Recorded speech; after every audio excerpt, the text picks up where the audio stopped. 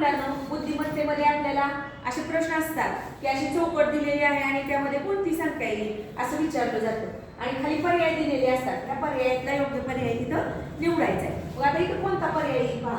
आपण 6 आणि 5 11 केलं तर येते का इथं? 11 आहे का उत्तरात? नाही. ते पण येत नाही. 30 20 50 हे पण नाहीये. मग अजून काय करता येईल पहा आपल्याला इथं? 6 पंचे 30 30 पण नाही इथं पर्याय आहे. पहा बघा आता 6 पंचे 30. बघा ह्या दोन्हीचा गुणाकार केल्यावर इथं 30 आले आहे की नाही. त्यानंतर इथं जे दिलंय ते आधी बघायचं. 30 आणि 20 चा गुणाकार करा. 30 गुणिले 20 म्हणजे 3 दुणे 6 बरोबर आहे.